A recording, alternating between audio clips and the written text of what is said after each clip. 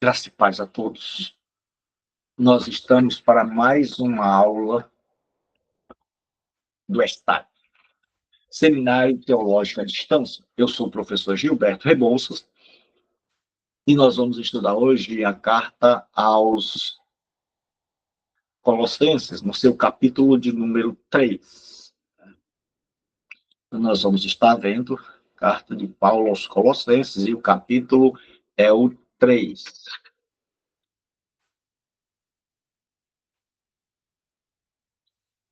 Diz assim a palavra de Deus: Portanto, se já ressuscitaste com Cristo, buscai as coisas que são lá de cima, onde Cristo está assentado à destra de Deus. Pensai nas coisas que são de cima e não nas que são da terra.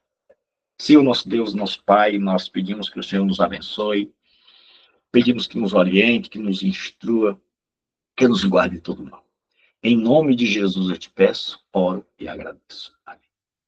Você pode estudar conosco no seminário teológico à distância, que é este seminário, conhecido como ESTAD. É o Seminário Teológico à Distância. A matrícula é pelo WhatsApp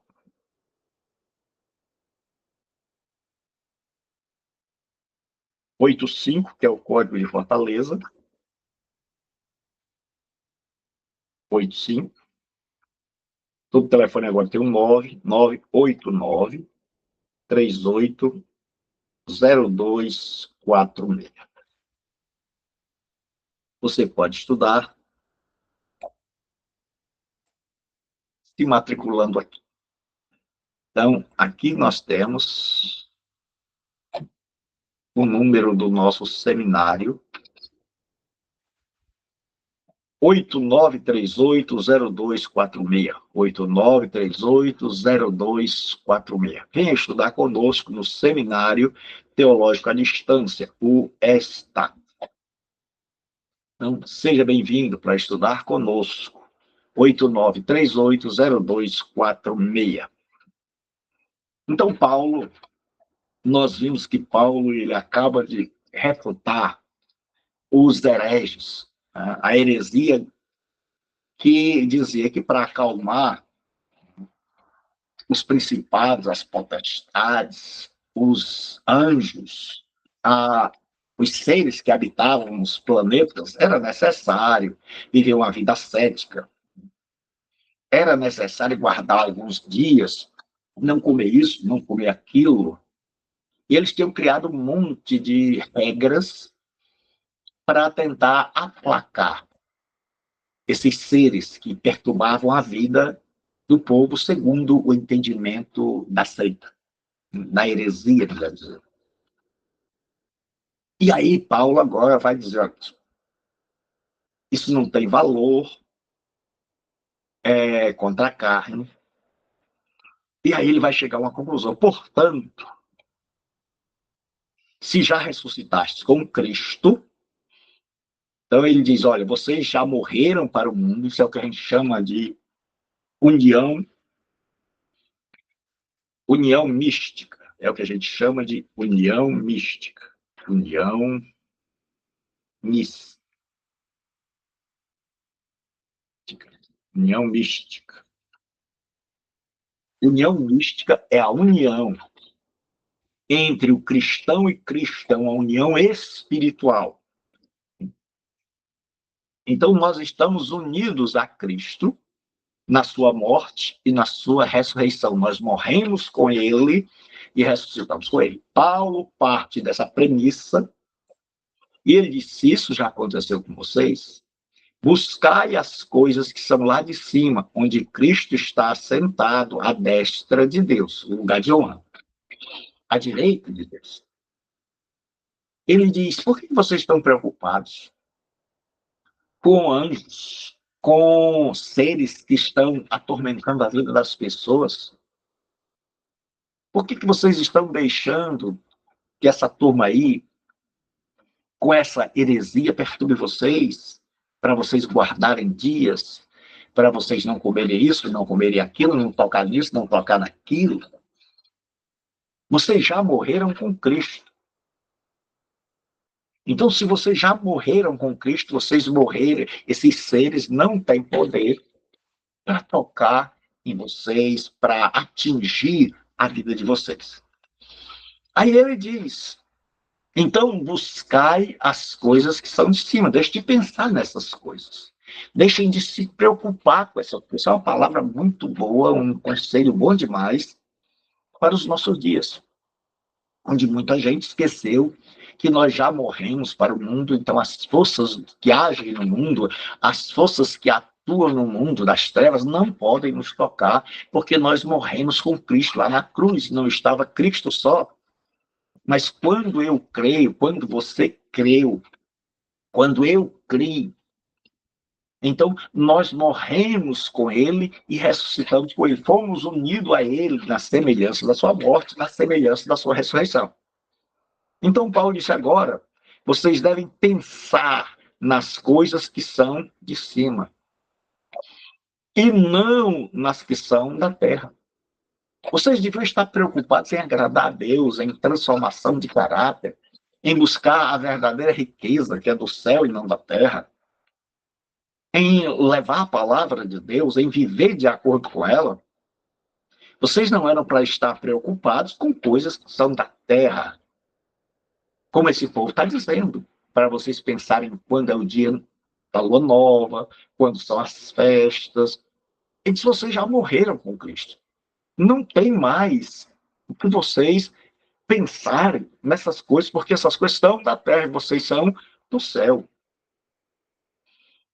Daí agora ele diz, por quê? Qual é o motivo? Porque já estáis mortos, vocês não vão morrer. Vocês já estão mortos. E a vossa vida está escondida com Cristo em Deus. Então, aceita o gnosticismo, a heresia, melhor dizendo, ela ensinava o seguinte, que toda sabedoria, tudo está escondido nos seus livros, e só a eles foi revelado. E Paulo já disse nesta carta que a sabedoria está escondida em Deus. E agora ele vai dizer que a nossa vida está escondida em Cristo, com Cristo em Deus. E aí ele vai falar na segunda vinda.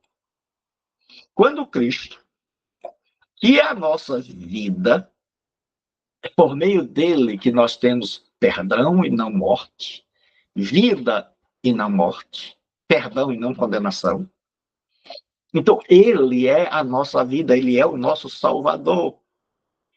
Quando Cristo, que é a nossa vida, se manifestar, quando ele aparecer, epifaneia, é manifestação, então também vós vos manifestareis com ele em glória. Paulo diz, olha, até agora vocês ainda não contemplaram a glória que vocês receberam em Cristo. Mas quando Cristo, que é a fonte de tudo que nós recebemos e a nossa vida, quando ele se manifestar, então o mundo conhecerá quem são vocês. Até lá, não. Até lá, não. E aí Paulo continua dizendo,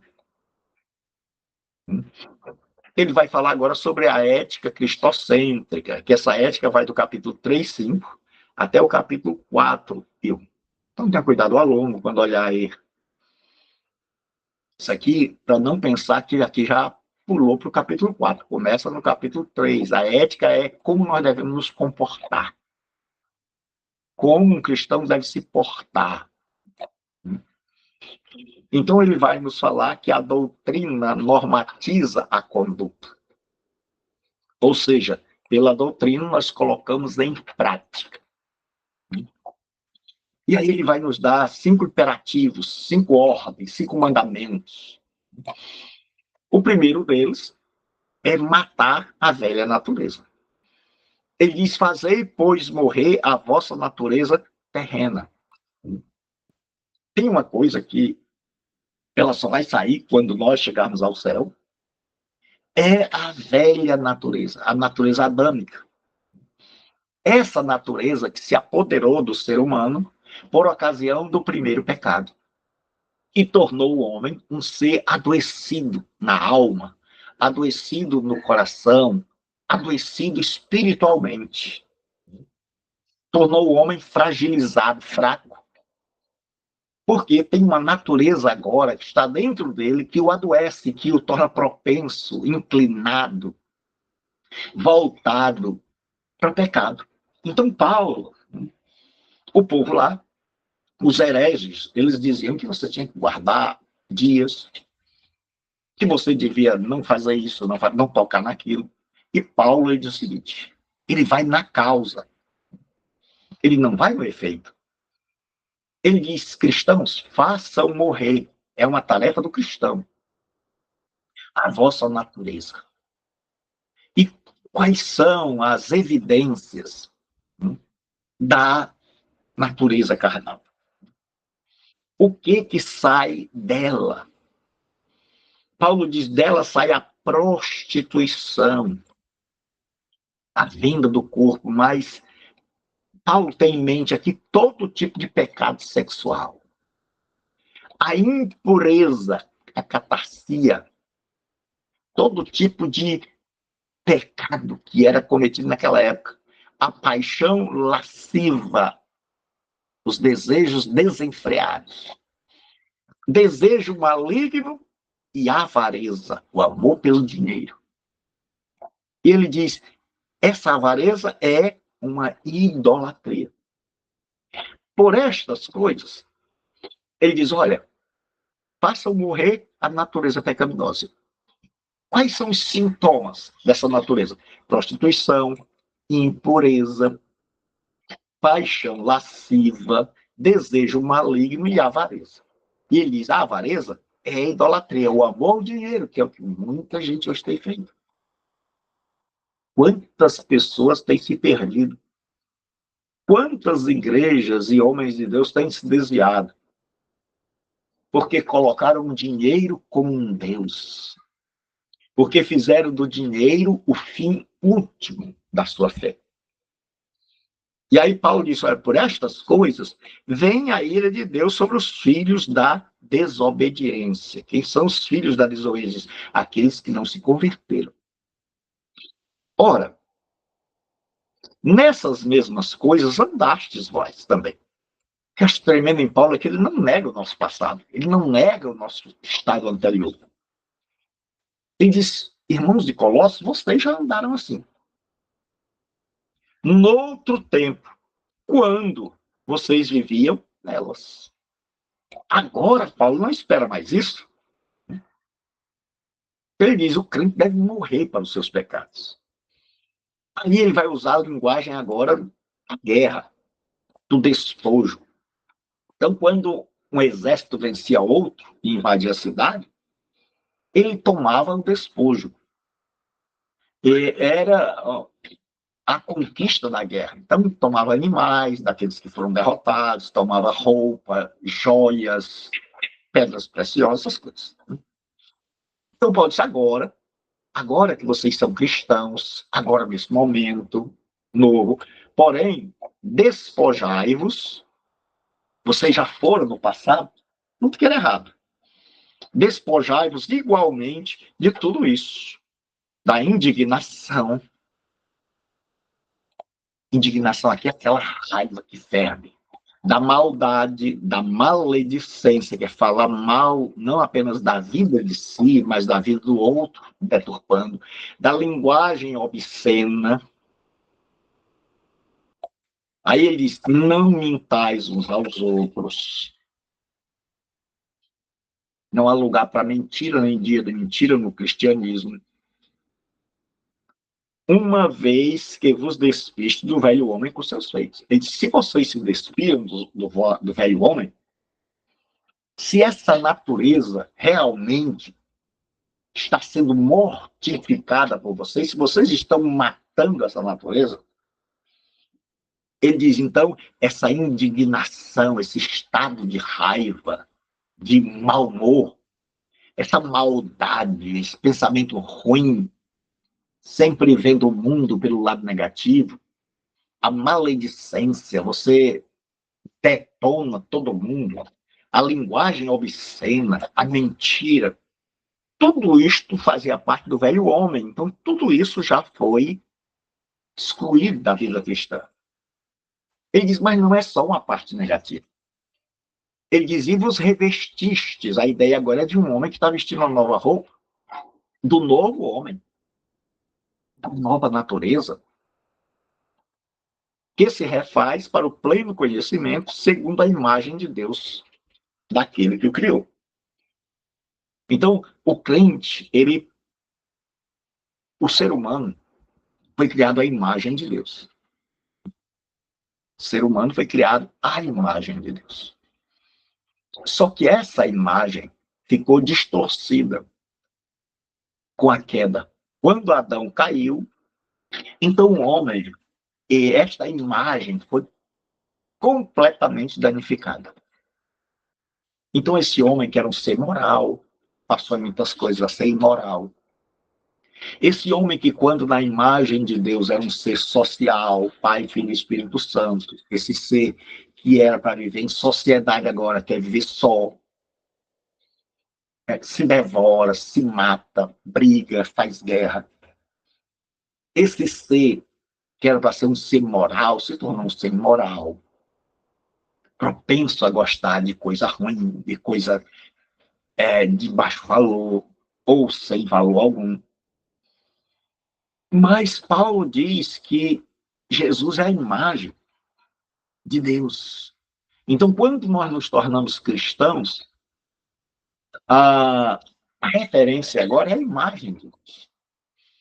É que a gente prossiga para sermos aquilo que Adão perdeu. A imagem de Deus. Então, o mundo, nós temos aqui,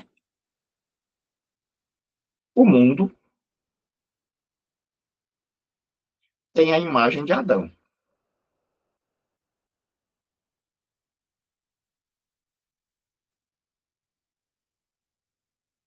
O cristão tem a imagem de Cristo.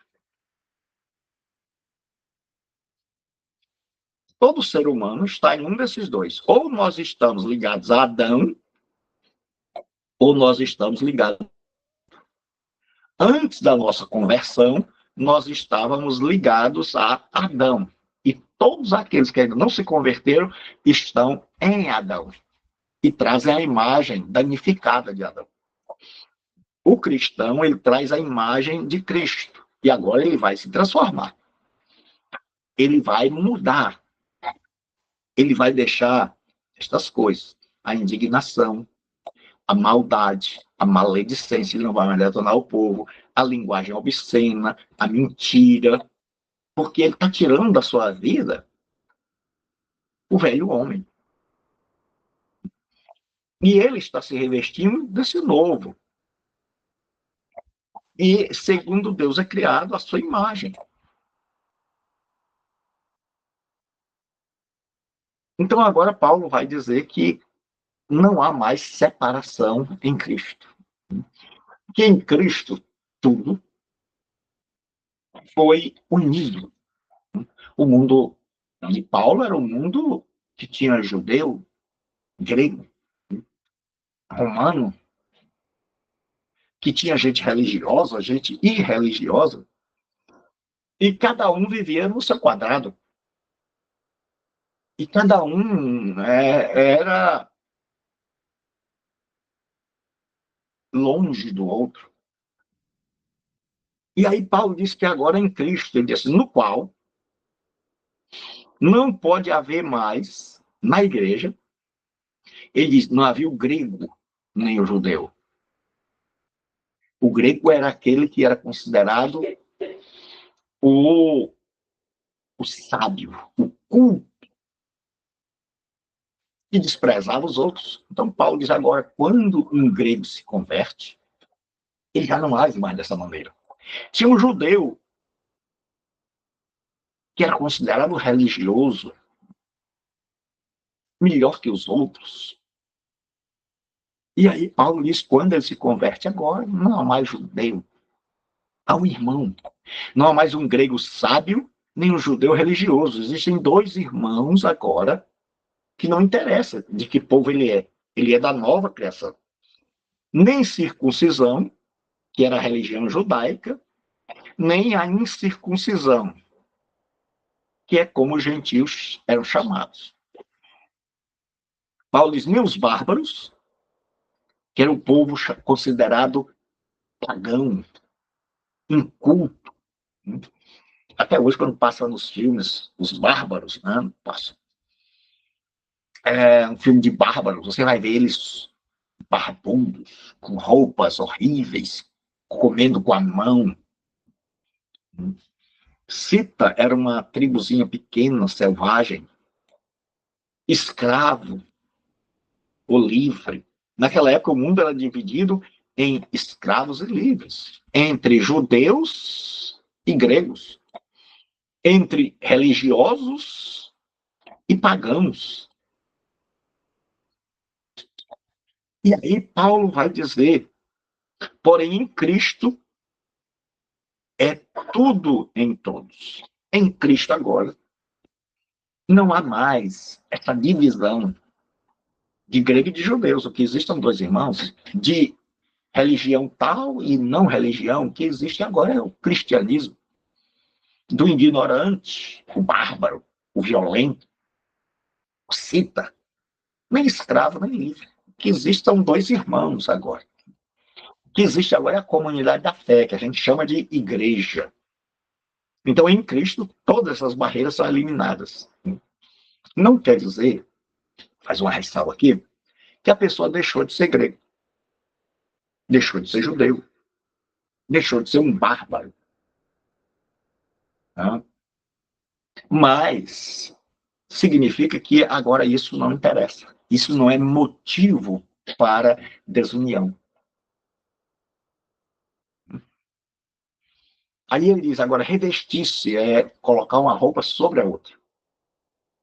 Ele vai usar a metáfora de tirar a roupa velha e colocar a roupa nova. Revestivos, pois, como eleitos de Deus, como pessoas que foram escolhidas por Deus. Como é um eleito de Deus? Santos e amados. Ele diz que tem que ser santo, tem que ser amado. De entranhas de misericórdia. O judeu, e Paulo era um judeu, eles achavam que os sentimentos estavam nas entranhas, nas vísceras, popularmente como as pessoas chamam as tripas. Então Paulo diz que essa misericórdia tem que vir lá de dentro. De benignidade, que é aquele ato bom, gentil, cortês, de humildade, de mansidão e de longanimidade. Aí ele diz, olha, vocês agora vivem a nova experiência, vocês agora são homens e mulheres de Deus. E aí ele vai dizer, a mutualidade cristã. O que é mutualidade? Essa expressão aqui, uns aos outros. É o que nós fazemos em relação aos outros e o que os outros fazem em relação a nós. Tem até uma igreja muito boa aí que está estudando, a querida igreja IBC do pastor Armando Bispo. Eles estão estudando essas expressões, né? Aleluia, que é uns aos outros. Como é que a gente vive com isso? Né? Então ele diz assim, suportando uns aos outros. Ele diz que na igreja nós precisamos suportar uns aos outros, porque não é fácil conviver. A convivência não é fácil. Você vai passar um dia dentro da mesma casa, num passeio, e você vai ver as pessoas, mesmo pessoas que se amam, né? Mesmo pessoas que são da família, quando passa o primeiro dia, segundo dia, aí nós já começamos a ver as pessoas se ficando incomodadas. Uma toca na outra, uma afeta a outra, a convivência já começa a ser difícil. Então, Paulo, sabendo disso, ele diz assim, suportando uns aos outros. E como sempre vai haver alguém que magoa e alguém que é magoado, ele diz assim, perdoando-vos uns aos outros. Suportando e perdoando. É a única maneira de a panela não virar. Da, da comida não desandar. Ele diz, se alguém tiver queixa contra o outro, que é o que sempre vai dar, ele diz, assim como Cristo nos perdoou, assim fazei também. Eu sempre digo que o perdão, ele é o requisito principal de toda relação. Porque sem perdão não há continuidade na relação. É o que eu vou dizer aqui.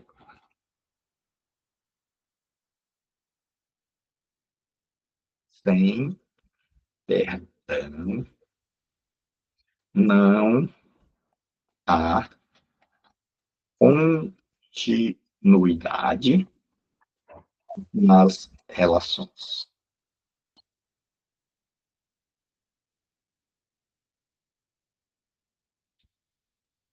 Sem perdão não há continuidade nas relações. Por quê?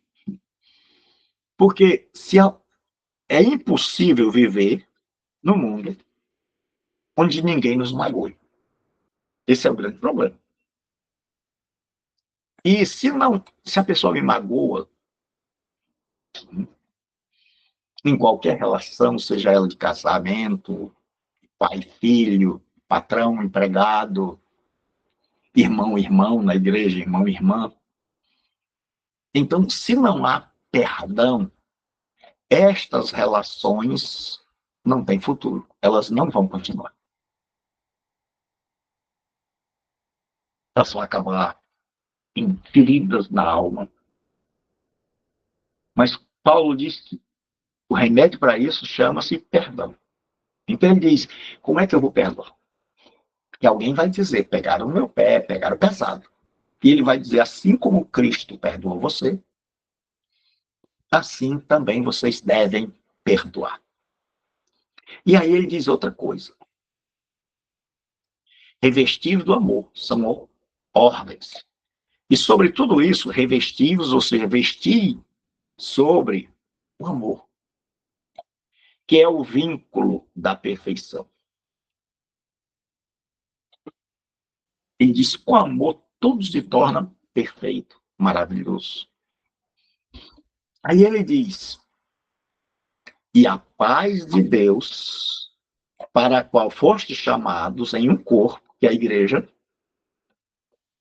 é o corpo, mas não é fácil viver nesse corpo, precisa de perdão.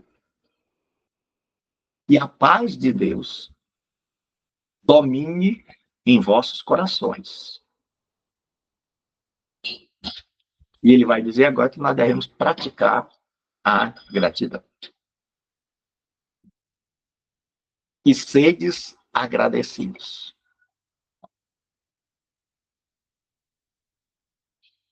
Aí ele vai dizer como é a nossa adoração cristã, a evidência. Ele diz assim, olha, na adoração, no culto e na vida, a palavra de Cristo habite em vós abundantemente, em toda a sabedoria, ensinando-vos e admoestando-vos uns aos outros. Admoestar é incentivar a pessoa a ir para frente, é corrigir. E ele diz, como é que a gente faz isso? Com salmos, com hinos e com cânticos espirituais. Existem alguns que pensam que os hinos espirituais, os cânticos espirituais eram hinos em forma de língua estranha, cantados em línguas, em outras línguas. Outros dizem que estes cânticos espirituais eram aqueles louvores que alguns passaram a chamar de corinhos. Então, Paulo diz, olha, vocês no culto devem ter a palavra de Deus, essa deve ser abundante. Deve ter salmos, hinos, cânticos espirituais a eles, cantando ao Senhor com graça em vosso coração. cantando ao Senhor, não da boca para fora. Cantando ao Senhor com graça em vossos corações. Aí ele diz que a conduta cristã se revela com a gratidão. E quando fizerdes por palavras ou por obras, fazei tudo em nome do Senhor Jesus, dando por ele graças a Deus. Paulo diz, tudo que eu vou fazer, tudo que nós vamos fazer, nós devemos fazer em nome do Senhor Jesus, dando glória a Deus, dando graças a Deus, coração agradecido. Aí ele vai falar da ética cristã no lar.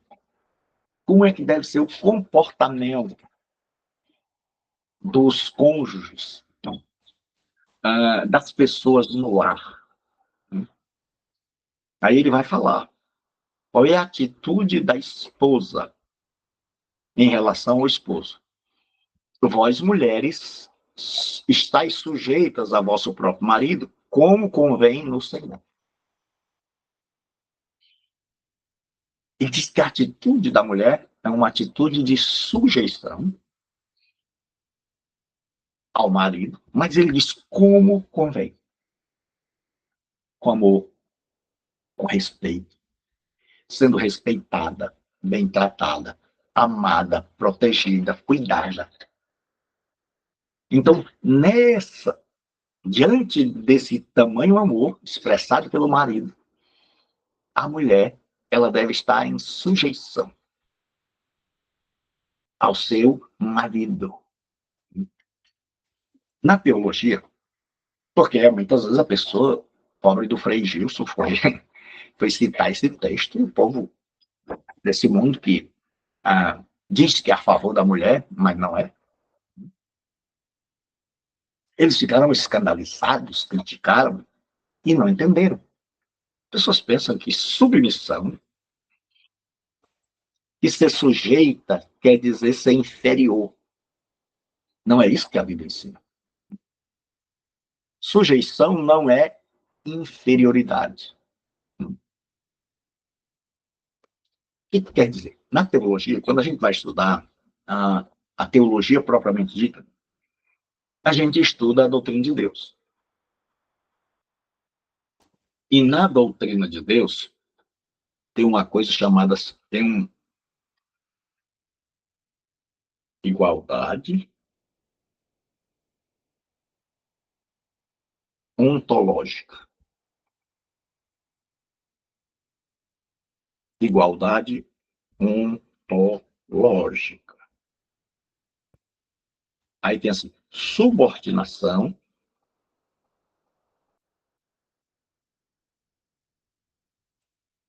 econômica.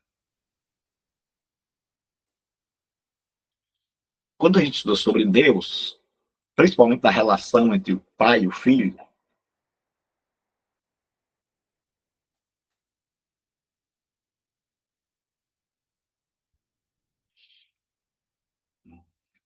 nós temos isso aqui para nos ajudar a compreender na teologia. Porque muita gente não entendeu isso. E por não entender, o que aconteceu? Alguns achavam que Jesus era menor que o pai, inferior, de outra natureza, até que o povo começou a ver isso aqui. Então, nessa relação entre os membros da Trindade, foi feito isso aqui. Igualdade ontológica. On é o ser. On é o ser. Então, no ser,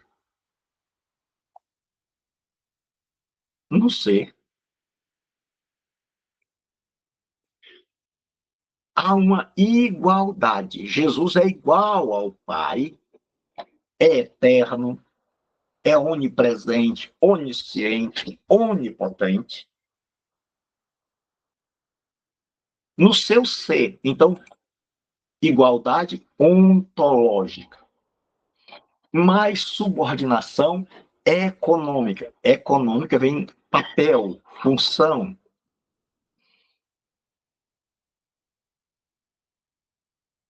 Então, o que aconteceu? Como é que Jesus é em relação ao Pai? Jesus tem uma função,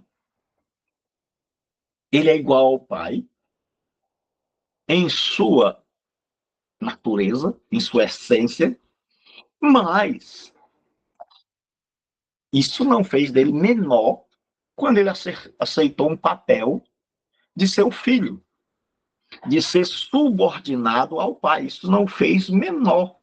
Isso mostrou o seu caráter, de saber que nem todo mundo pode mandar.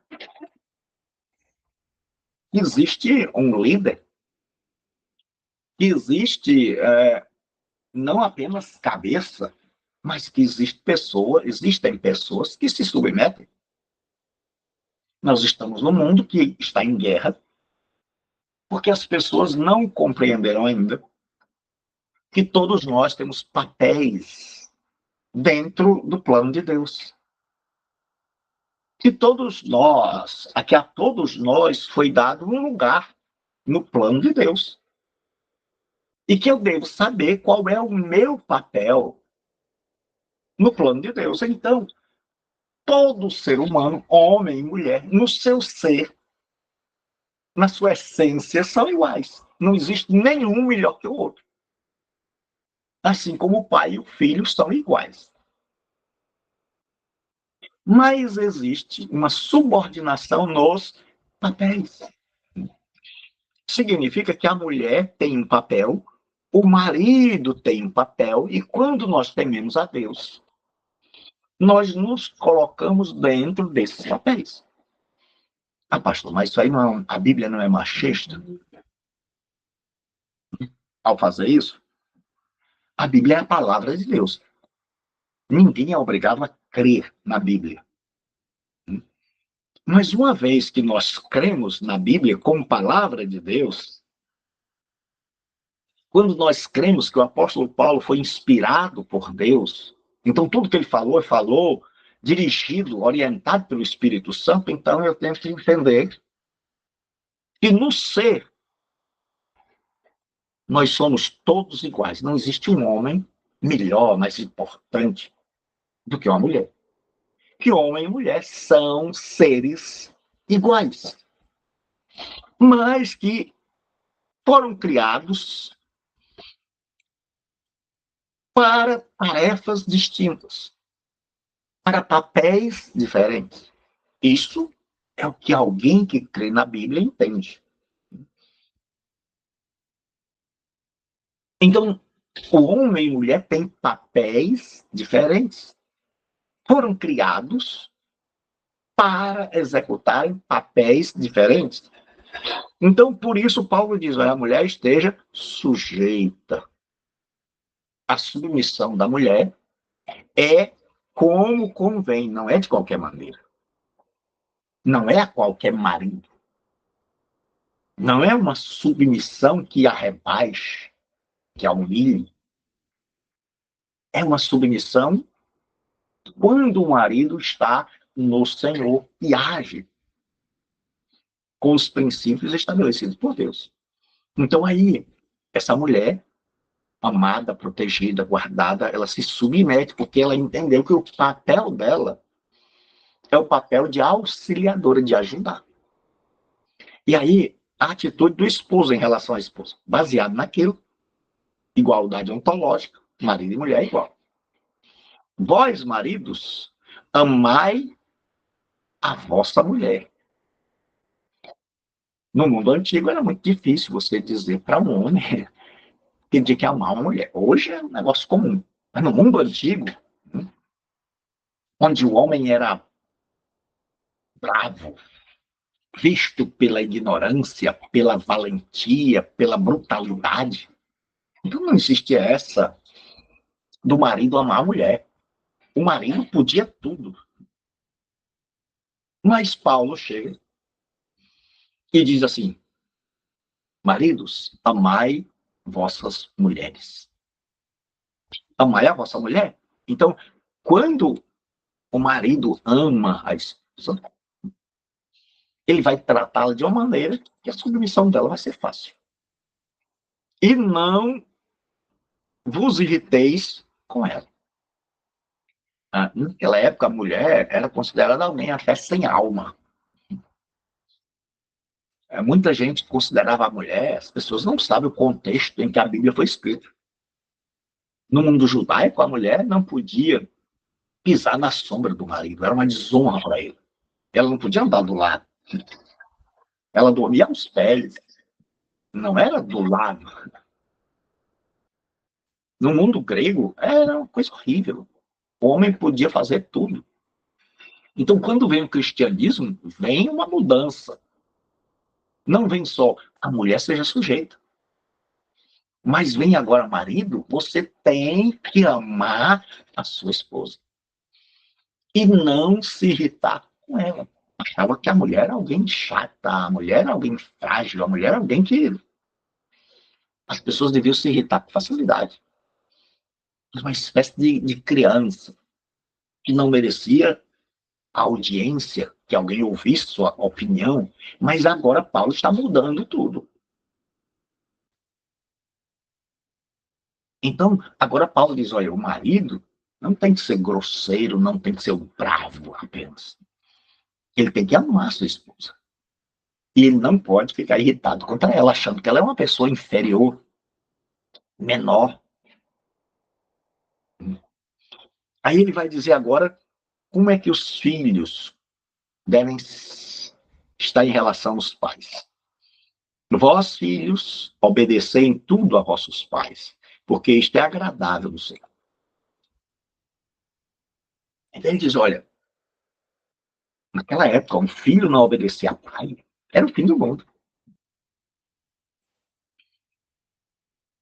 E, para nós, obediência é uma coisa difícil.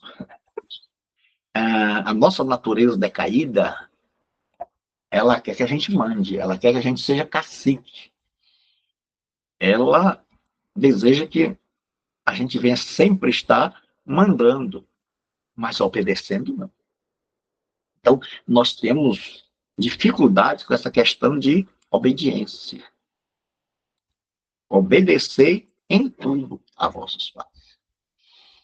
Aí ele diz agora qual é o tratamento que se espera do filho, a obediência ao pai, aos pais. A atitude dos pais em relação ao filho. Vós, pais, não irriteis a vossos filhos.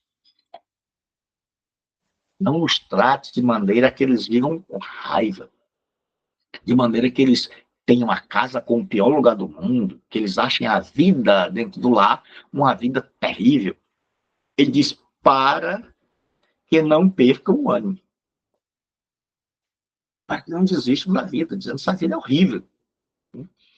E aí ele vai falar da ética cristã entre patrão e empregado. Só que naquela época não existia assim. Né? Era senhor e servo. Um era livre e era o dono, o outro era escravo e era propriedade do dono.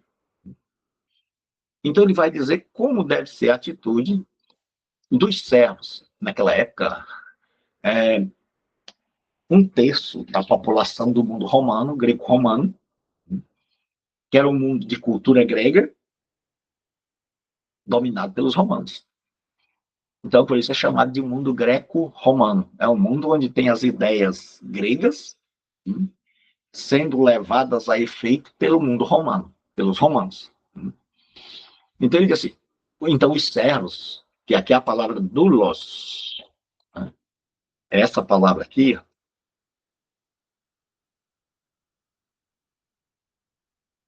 doulos, a gente só pronuncia U.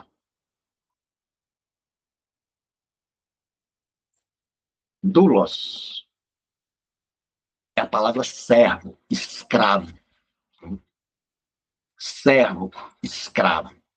Então, no mundo de Paulo, os escravos eram pessoas que vinham de guerras, pessoas que tinham perdido a batalha, sua nação perdeu, então eles foram, aqueles que sobreviveram voltavam como escravos.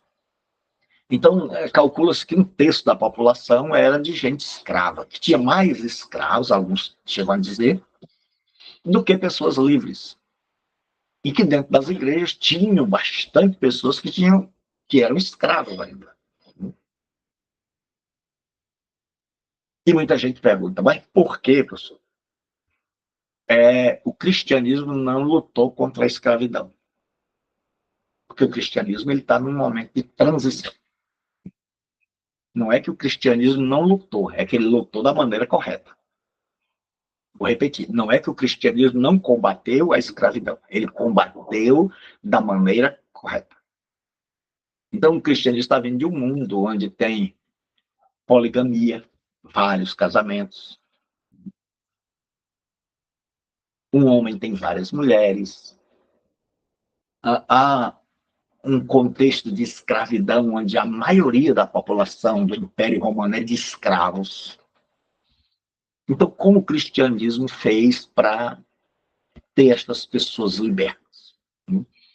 Primeiro, mostrou que a liberdade não é algo, não é dizer eu posso ir para onde eu quiser, eu posso fazer o que eu bem quiser. Mostrou que a liberdade é um estado da mente. Liberdade é um estado da mente. Que os escravos podiam se sentir livres no Senhor. E que os livres podiam se sentir escravos de Cristo. Que em Cristo a coisa mudava. Quem era escravo, espiritualmente estava livre, então tinha que ter essa mentalidade de alguém livre. E quem era livre tinha que ter essa mentalidade de que era um escravo de Cristo. Então não podia ser arrogante nem pisar outro. E, com o passar do tempo, foi-se ensinando que essa liberdade que começava no interior, na mente, no coração, no entendimento, devia se traduzir em ações concretas, de prática. Então, o cristianismo foi muito sábio nisso. Aí ele diz assim, olha, então nós não vamos mudar o mundo de cabeça para baixo da noite para o dia. Nós vamos agir com cautela. Então, como faz? Por enquanto, você ainda é servo. Na mente, você é livre. Livre. Vós, servos, vós, escravos, obedecei em tudo a vosso Senhor, segundo a carne. Vosso Senhor humano, porque eles tinham um Senhor espiritual, que era Cristo. Não servindo só na aparência para agradar os homens. Tinha muitos escravos que serviam da boca para fora.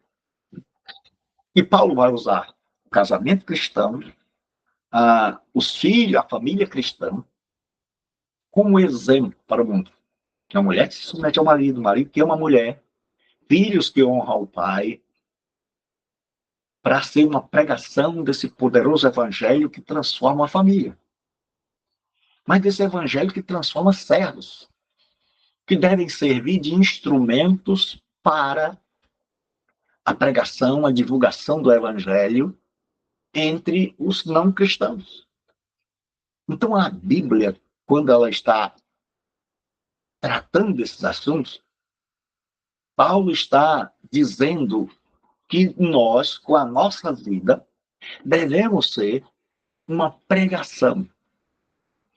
Que a nossa vida no lar deve refletir aquilo que Deus ensina. Que a mulher deve ser sujeita ao marido.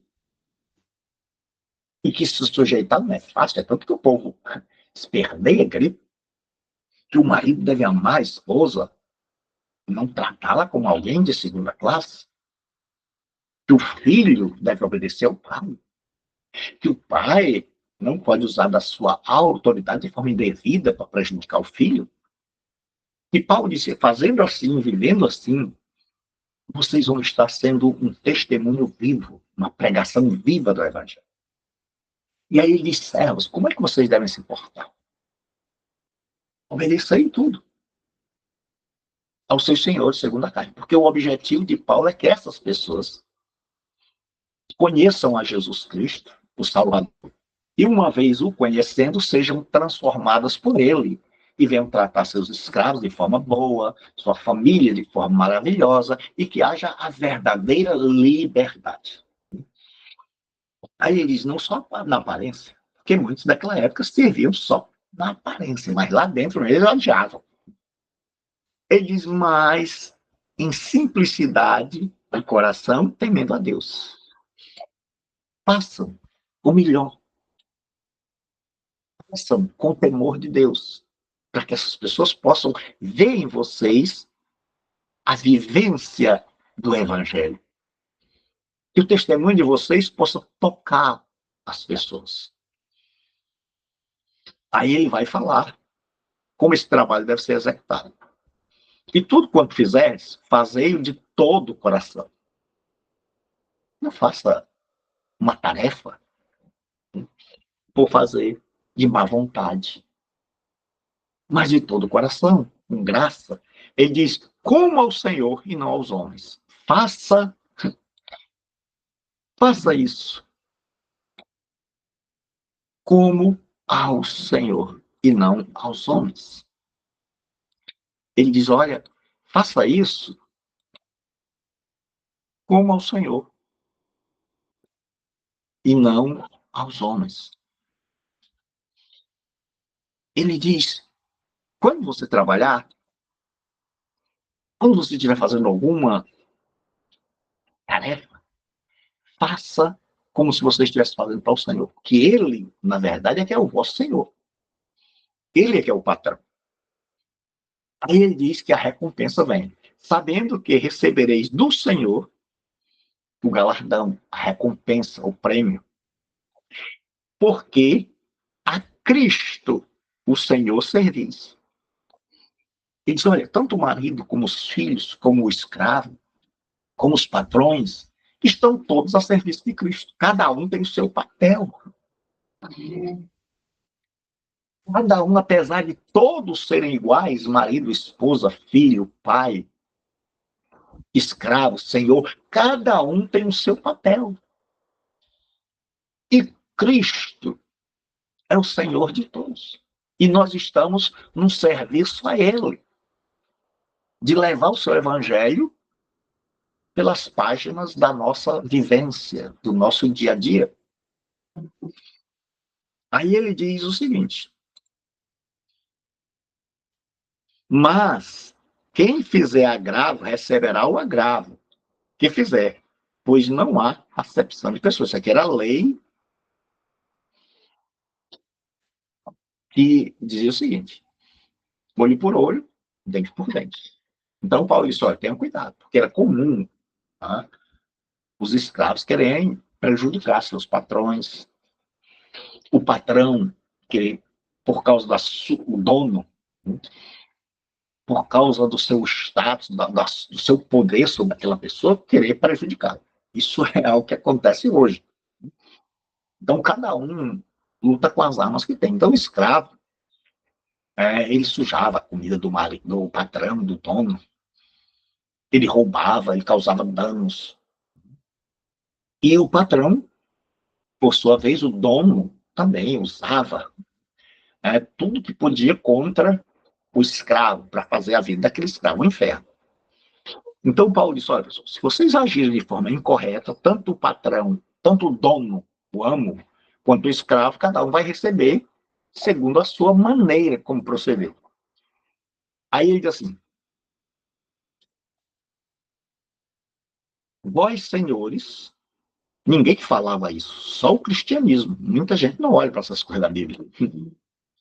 Muita gente só olha para o que Paulo diz, mulheres, sejam submissas a vosso marido. Mas não olha assim, marido, amai vossas mulheres. Mas isso tem escravo. Mas ele não diz, não olha, não vê Paulo, naquela época, dizendo para o Senhor, o dono,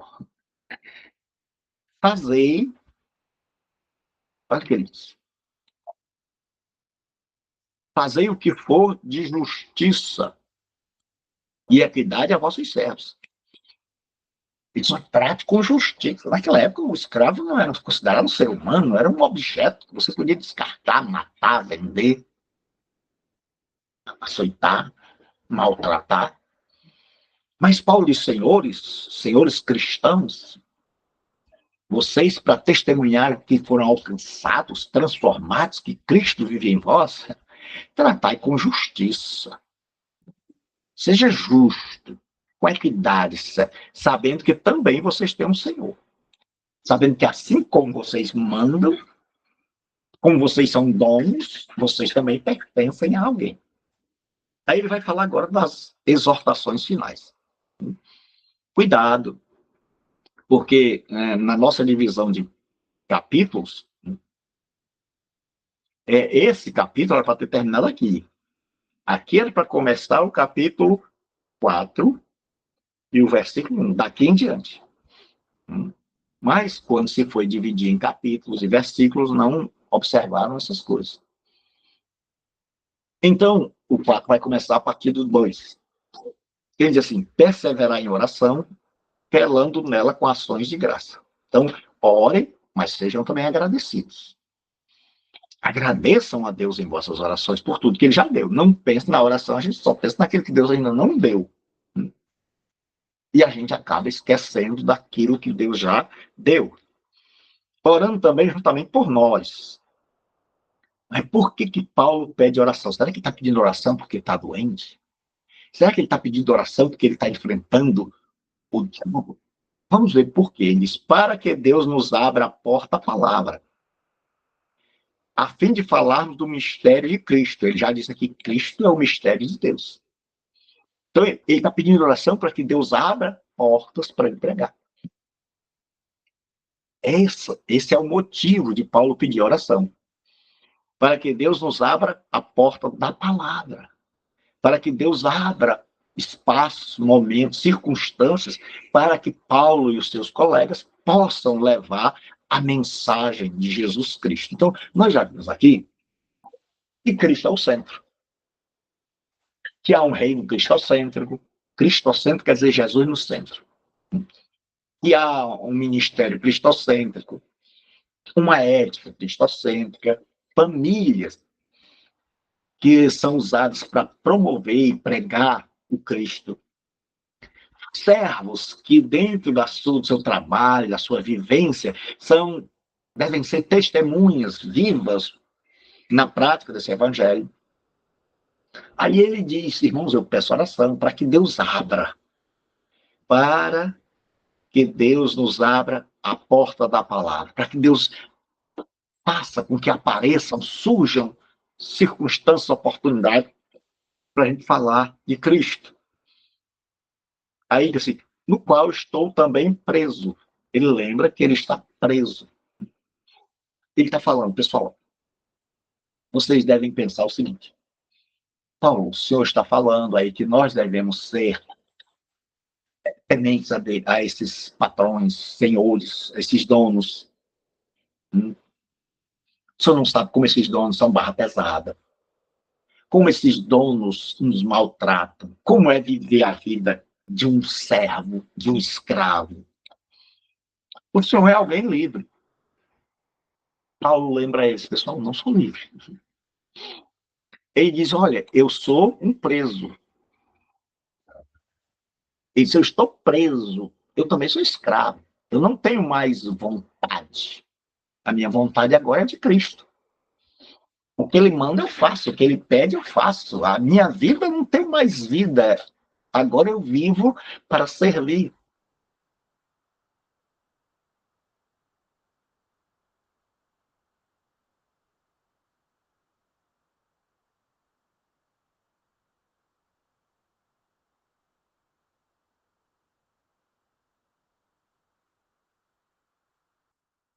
Para que eu manifeste como convém falar.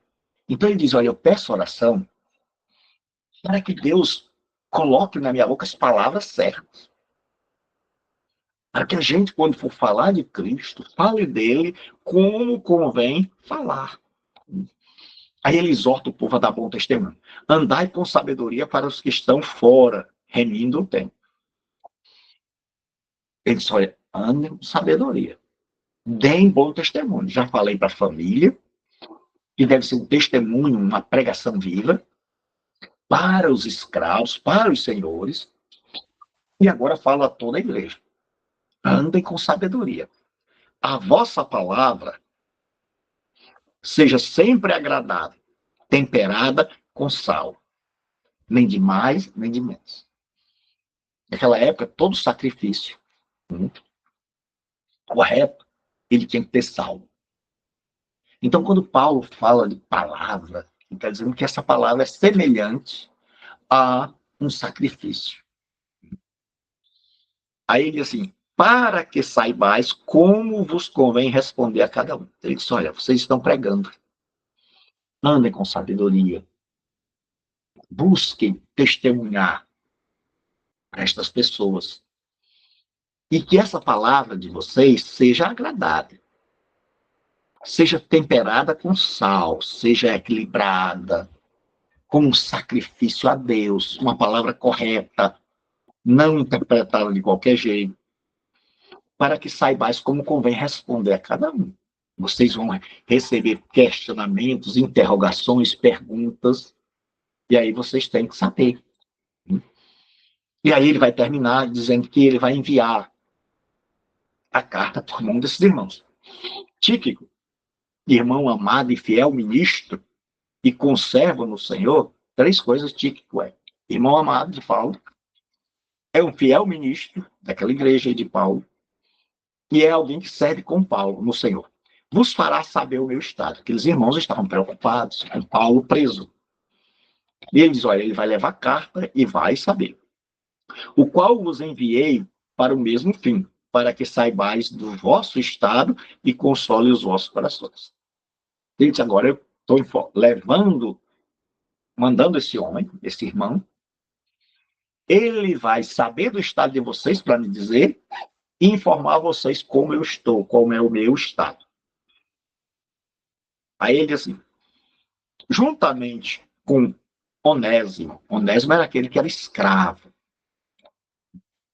e fugiu da casa de Filemon, que talvez roubou, causou algum dano, e que foi ganho, salvo pela graça de Deus, e que encontrou Paulo na prisão. E Paulo está mandando esse homem de volta.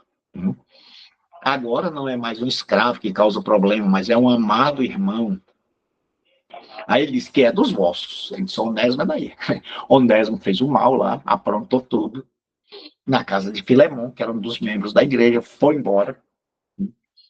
E lá, foi para o mais longe possível, encontrou o apóstolo Paulo. Nós vamos ver a carta a Filemon na próxima e vai falar de Onésimo.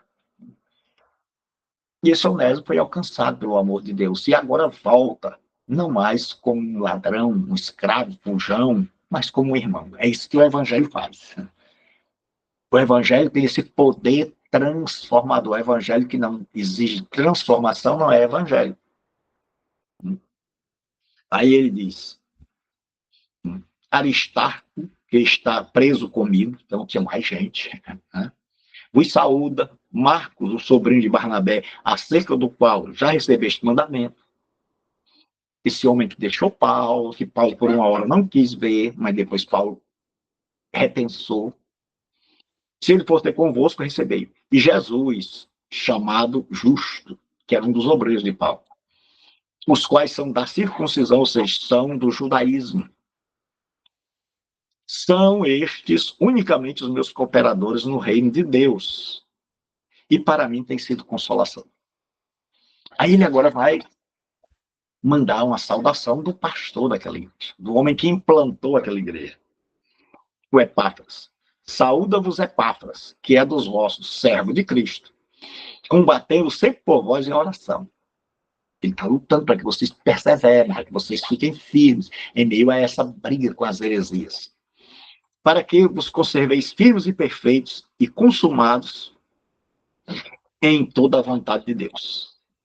Pois eu lhes dou testemunho de que tem grande zelo por vós, e pelos que estão em Laodiceia, e pelos que estão em Hierápolis, que eram as 3 cidades do Vale do Lico.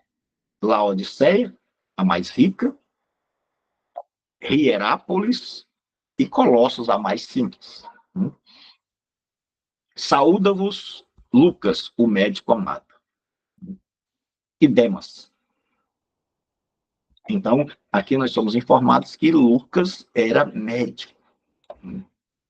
Aí, saudação à igreja de Laodiceia, que ficava ali vizinha. Ele saudai aos irmãos que estão em Laodiceia, a Ninfa, provavelmente o nome da mulher, que era dona da casa onde a igreja se reunia. E a igreja que está em sua casa. Então, naquela época, as pessoas não se reuniam num templo, como nós temos hoje. O templo era a reunião, o grupo de crentes ali reunido. Então, se reunia em casas. Aí ele diz agora como ler as cartas. E quando esta epístola tiver sido lida entre vós, fazei que também seja na igreja dos Laodicenses. E a que veio de Laodiceia, lede a vós também.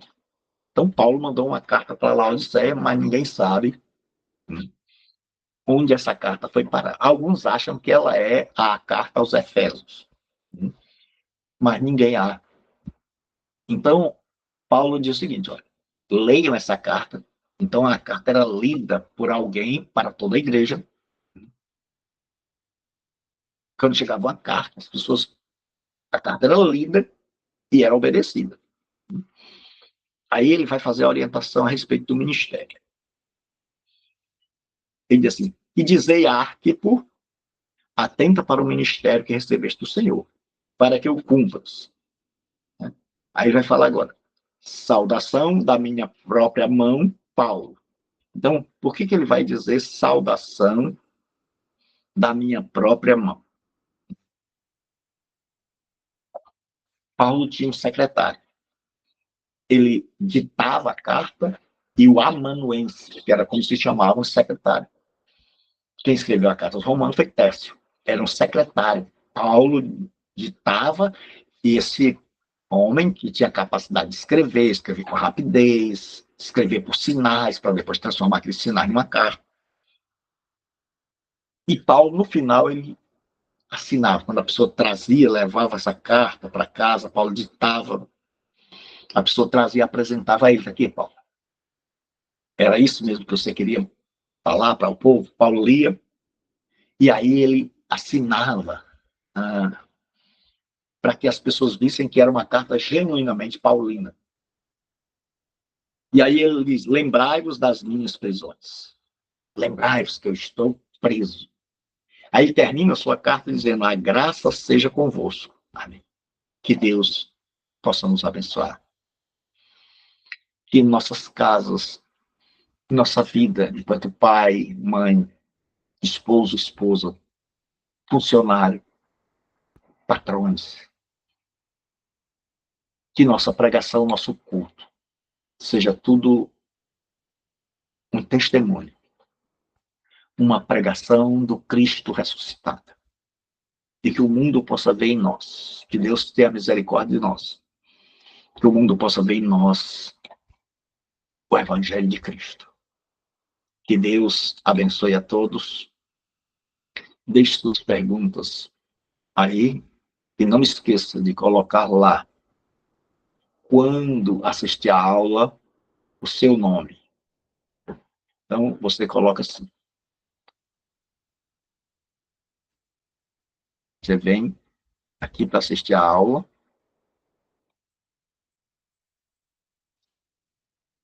Não esqueça, tem aqui Gilberto Rebouças, convide as pessoas para se inscreverem aqui. E quando ela se inscrever aqui, não esqueça de colocar aqui embaixo. Primeiro, colocar aqui, sim, gostei.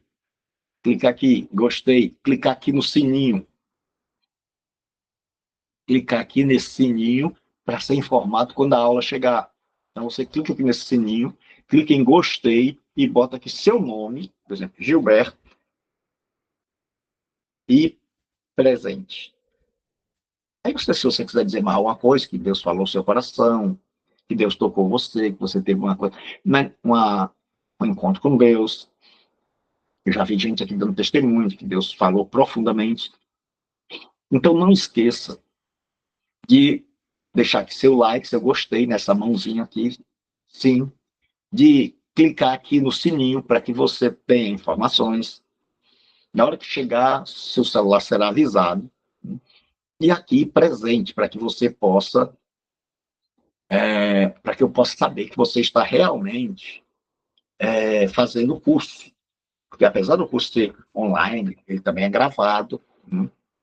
É um curso à distância. Então, não esqueça 3 coisas. Primeiro, dá aqui o seu ok. A mãozinha vai estar assim. Quando você clica, ela fica azul ou preta. Clica aqui no sininho, aqui nesse sininho. Tá aqui, ó. Tá vendo? Notificações. Clica nesse sininho, clica aqui e aqui escreve seu nome e presente. Aí envia. Então, Deus abençoe a todos. Nós vamos agora estar encerrando essa aula.